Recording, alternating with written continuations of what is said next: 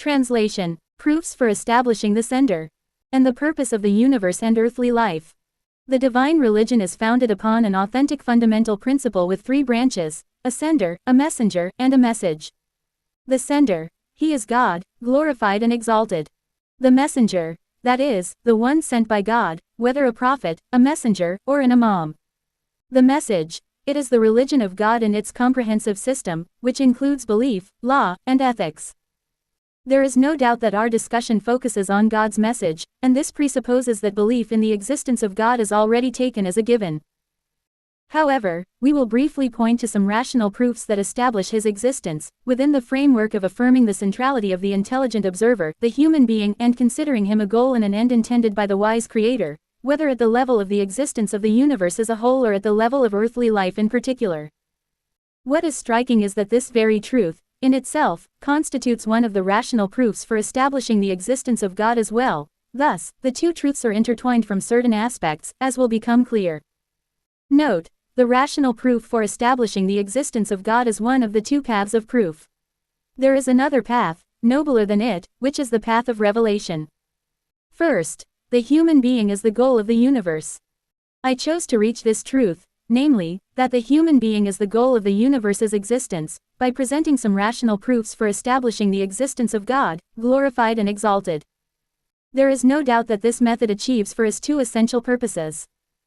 First, a reminder of some proofs for establishing the existence of God, the sender, which is an important matter that should be addressed at the outset, especially since the discussion will primarily focus on his message on earth.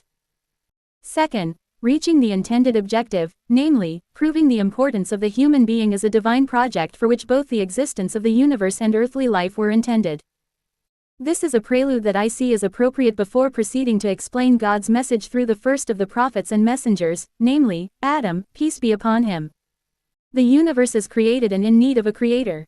An eternal creator is a necessity according to scientific data and the conclusions reached by cosmologists. Our universe, in which we live, did not exist before 13.8 billion years ago. This means that the universe has a beginning from which it emerged, that is, its existence is originated, created, not eternal. Self-evidently, every originated thing is in need of a creator.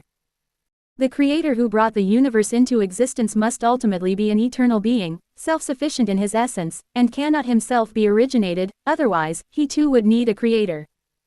And if the second creator were originated in himself, he would need a third creator, and so on, leading to an infinite chain of creators, resulting in nothing existing at all. Infinite regress is rationally impossible, because its consequence would be the non-existence of the thing in reality, the universe, in our case. But undeniable reality testifies to the existence of the universe. Therefore, its existence must ultimately rest upon a cause and reason characterized by essential eternity, not origination. Conclusion: the universe has an eternal creator who brought it into existence. We call him Alaa, in Persian, Khuda, in English, God, in Spanish, Dios, in German, Gott, in French, Dieu, in Chinese, Shangdi, or Anla, in Indian languages, Bhagwan, or Ishwar, and so on.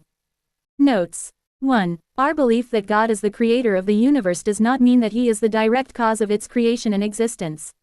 Therefore, there is no rational objection to the mediation of causes and reasons, leading ultimately to the immediate cause that brought it into existence by God's command. What matters to us is that the chain of causes ultimately ends with him, glorified and exalted, as the causer of causes and the cause of causes. Indeed, this is what is established religiously. 2. Philosophically, everything that exists must be characterized either by origination or by eternity. This is a truth from which nothing in the realm of existence deviates whatsoever. An originated being is one that has a beginning from which it began, unlike the eternal being, which has no beginning. The originated being did not exist and then came into existence, that is, its existence is preceded by non-existence. Existence, with respect to the originated being, is not intrinsic to it, otherwise, it would not have been non-existent before the moment of its creation. This means that the originated being, by its very reality, is capable of both existence and non-existence. Or we may say, it is a being that carries its own non-existence with it. Thus, it is equally related to both states, making it a possible being. For this reason, it is in need of a cause and a reason, a determining factor, that gives preference to the side of existence if existence is intended for it. This reveals that the identity of the originated being is essentially poverty, need, and dependence on something other than itself. As for the eternal being, existence with respect to it is intrinsic, pre-eternal, and never separated from it. Hence, its identity is richness, self-subsistence, and absolute independence from anything else. Since existence is intrinsic to the eternal being, it is therefore a necessary being.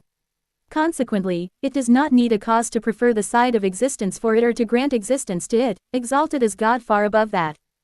God, the exalted, says, O mankind, you are the ones in need of Allah, and Allah is the self-sufficient, the praiseworthy. Quran, Fatir, 15. 3. There is no doubt that the rational proof for establishing the existence of God, namely, the proof of origination, is one of the applications of the law of causality, which is self-evident.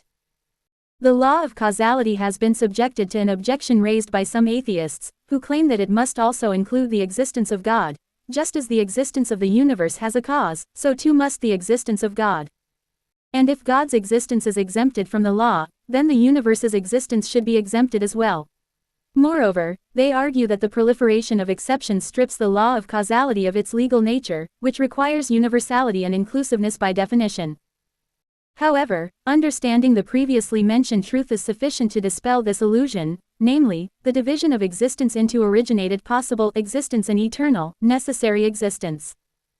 The law of causality, every effect has a cause, applies only to originated existence, not to eternal existence, because existence is not intrinsic to the originated being, as we have explained.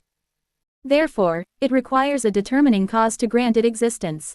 This is not the case with the eternal, self-sufficient being, for whom existence is intrinsic and constitutes his very identity and reality.